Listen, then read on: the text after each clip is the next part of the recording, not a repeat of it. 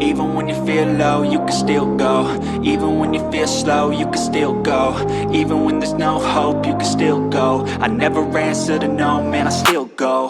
Go, go, go, go, go, go, go, go, go, go, go, go, yo, go, go, go.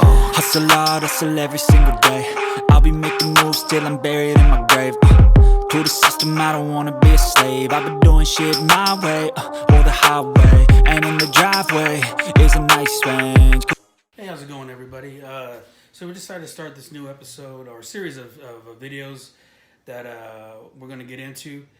Premise of it is I've done several different matches in areas around the West Coast, mainly Pacific Northwest, and I get a lot of questions about certain things I've done, especially from the kids. And one of the things people always do is ask me to critique their matches and give them input. And now when I do these things, I try not to be an asshole about it and be negative, because that's not what the business is about. But I definitely do try to give positive feedback and try to lead people in the way I would do it. Now, it doesn't mean it's the right way.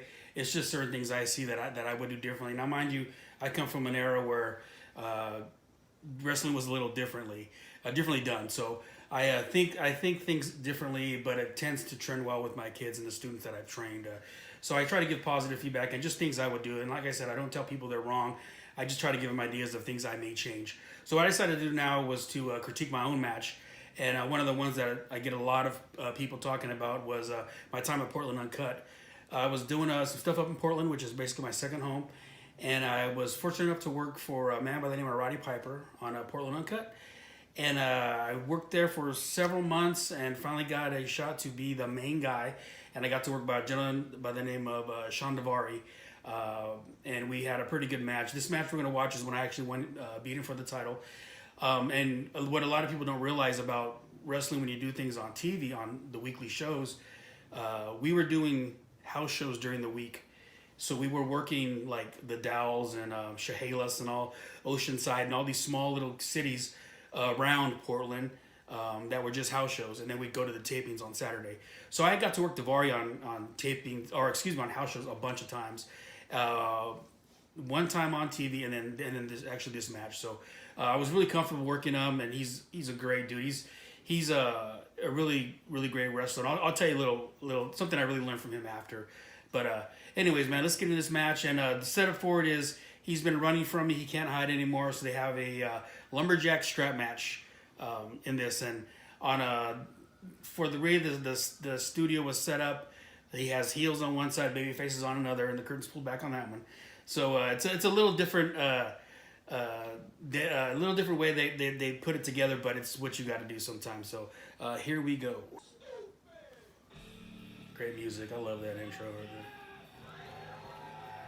Jacked. Look at that. Back in the days when I used to work out all the time. And don't bother about the Under Armour logo there. Great time. I love these fans over there.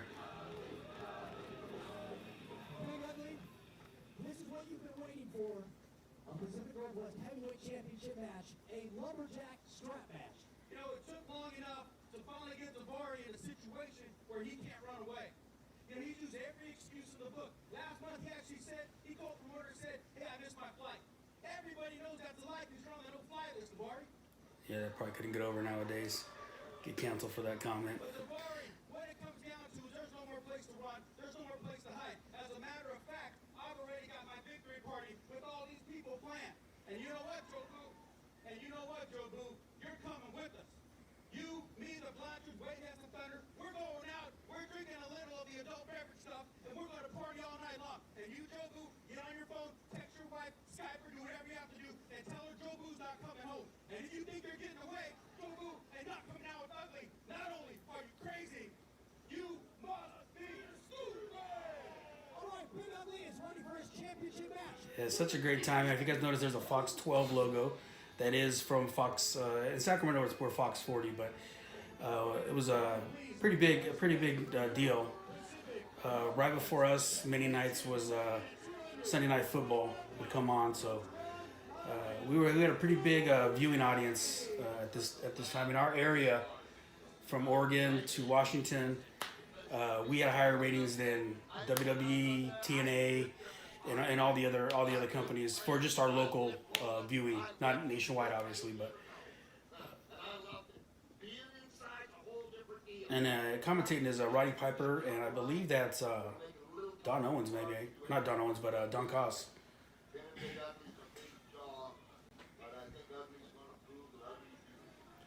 Around the ringside down there on the bottom right, that's Colt Toombs. That's Roddy's old son. Pat Large, the Blanchards are over there.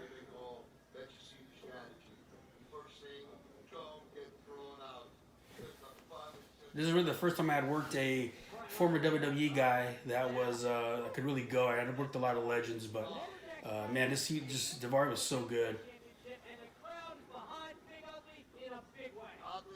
See right there, I wish I had turned my body in a little bit more. I messed that spot up, but we made it work. That's part of with him being a true professional. He covers for all my fuck ups. And a weak sell there by me. It's kind of stuff you wish you could go back after you know. My punches are awesome, but when you're actually doing it, you know, you think, oh my god, this is great. You watch it back, and then as the years go by, you watch it back. And that's Ethan HD right there, fucking superstar. As you watch it back later, you're thinking, man, what the hell was I doing? But you know. And these fans here, they would be. We would do 4 tapings in a day. Early in it would be 2 days of tapings, and then they even went to like 8 in one day for a while, but it didn't work. But anyway, some of these fans, they did what's called the turnbuckle tailgaters, and they'd actually make us lunch and stuff because they knew some of the guys were getting screwed over on pay. So they had big barbecue and stuff for us, and it was pretty awesome, man. That the fans do that, you know. And this is where I really learned like timing on TV, because he was going, man. He just kept moving, and you know, you're doing some indie stuff, and that's how you get over the promoter right there. Is you hug his son. But if you notice what Daivari did when he was putting this match, because pretty much we called everything out there, he set the tone for this really well. When he went out to his side and they didn't hit him, and then went out to my side, they didn't hit me, and then if you hear Piper in the background. Talking about it, he's going out to ringside to fix all this, and it just totally, when you got guys like that, man, and working at that level, it's just awesome to see how this stuff really works. See, mind you, Piper, this was a voiceover done later in the studio. They were not even at watching it live. I mean, he was watching it live, but he wasn't commentating live. Listen to Roddy. And right here, the ref fucks up. The guy's in the ropes and he doesn't break it up. So I don't know, but that's just me being me. I pick on those small things. There we go. My crossface. And I remember this because right now my crossface is looking strong, but towards the end I get blown and it's not looking so great. But.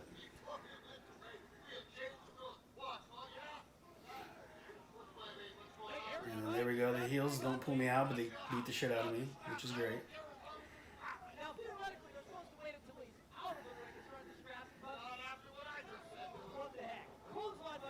See, that's where I really, when you're on TV, you really got to learn to sell up and look at and feed for the hard cam and stuff.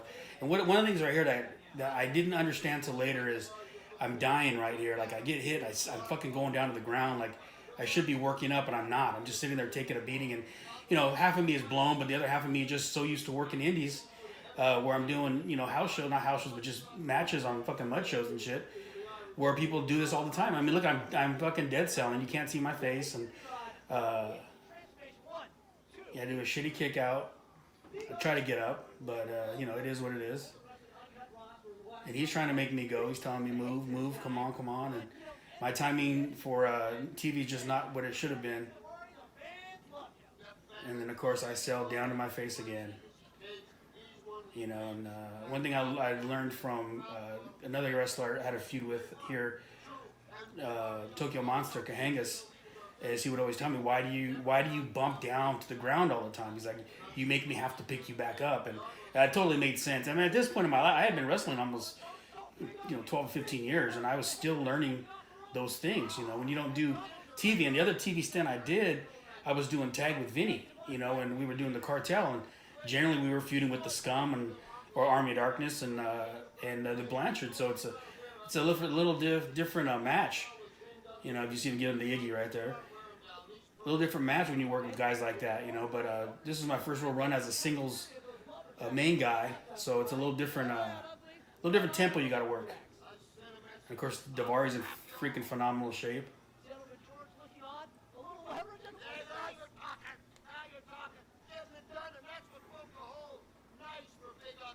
So yeah, from right here, he kind of got lost. That's one thing I'll say about him, and we just make up for it.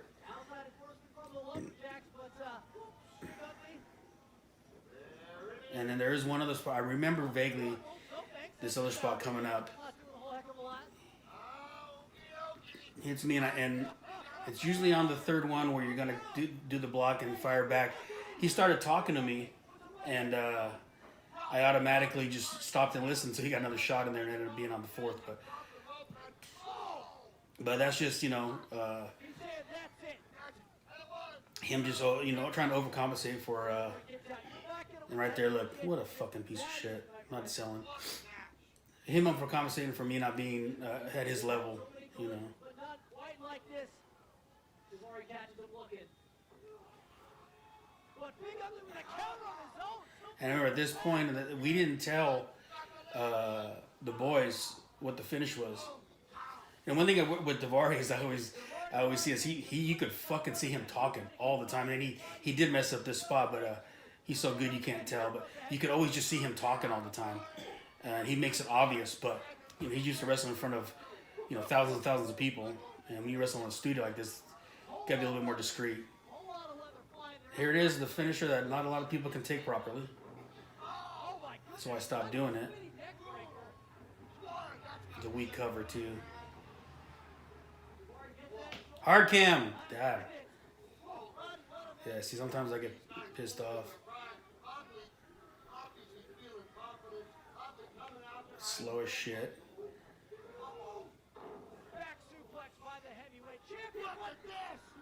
That's my strong style spot.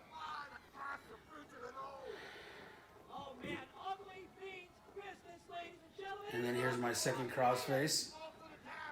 Looks weak. You can see how that's a legitimate I'm blown sell right there.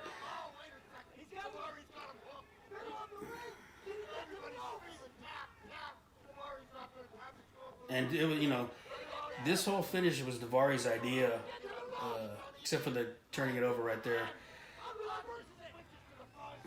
But this was his idea to end it. Look at my hands. Look at how weak that is. But got over.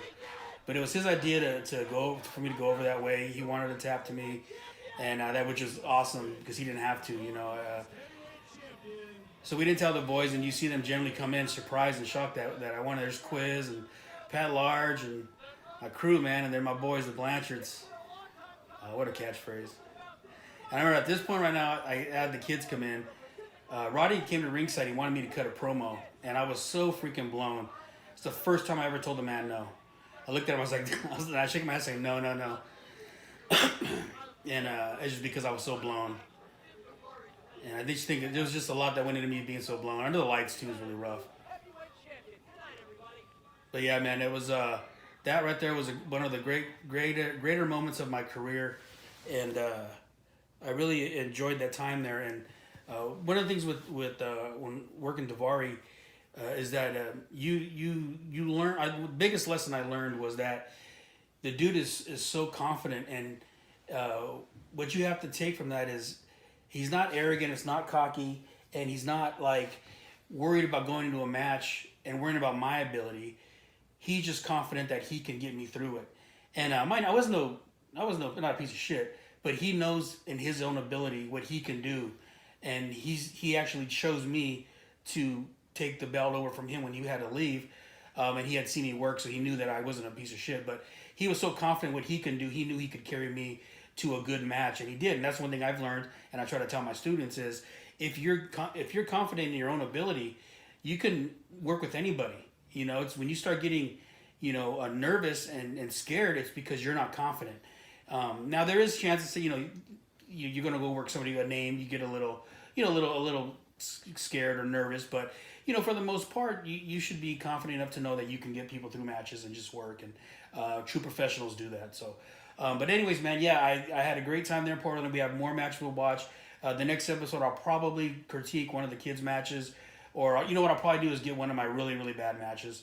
That match right there, I'll probably give it, for the whole thing, the whole setup and everything, and the meaning of it, probably an A plus. For the actual things I messed up, probably a C or a B. There's a lot of things I needed to work on, but it's just, you know, just what it is. So the next one, I think I'm gonna pick on a really, really bad one of mine, and I'll just rip it apart. I'll be more brutal than I am on most people. So anyways, man, don't forget to like, subscribe, click the bell icon, and I will talk to you all later.